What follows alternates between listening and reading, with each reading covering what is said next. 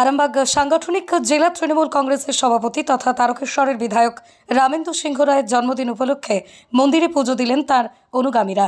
বিধায়ক রামেন্দু সিংহ রায়ের ছবির পাশাপাশি মুখ্যমন্ত্রী মমতা বন্দ্যোপাধ্যায়ের ছবি নিয়েও তারকেশ্বর মন্দিরে গিয়ে তারা পুজো দেন। প্রথমে তারা মন্দিরের দুধ পুকুরে স্নান করেন, তারপরে বিধায়ক এবং মুখ্যমন্ত্রী উভয়ের মঙ্গল কামনা করে তারা মন্দিরে পুজো দিয়েছেন। ছিলেন তারকেশ্বর শহর তৃণমূল যুব কংগ্রেসের সভাপতি চন্দন সরকার, চাপাডাঙ্গা গ্রাম পঞ্চায়েতের উপপ্রধান লালটু চ্যাটার্জি সহ অন্যান্যরা। আজকে তারকেশ্বর মন্দিরে কি জন্য আসা? আজকে বলছি আমাদের প্রিয় নেতা, আমাদের অভিভাবক, আরামবাগ সাংগঠনিক জেলার সম্মানীয় সভাপতি এবং তারকেশ্বরের উন্নয়নের কাণ্ডারি বিধায়ক রামেন্দু সিংহ রায়ের শুভ জন্মদিন।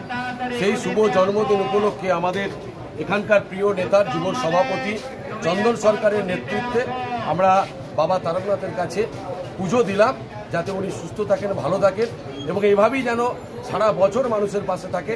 তার সাথে সাথে আমাদের নেত্রী মমতা বন্দ্যোপাধ্যায়ের নামেও আমরা পুজো দিলাম।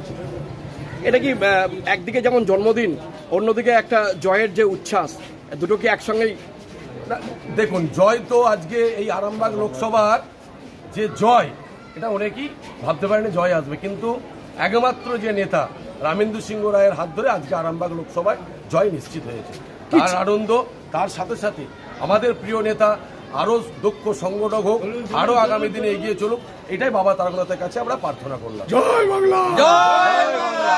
কি চাইলেন আজকে?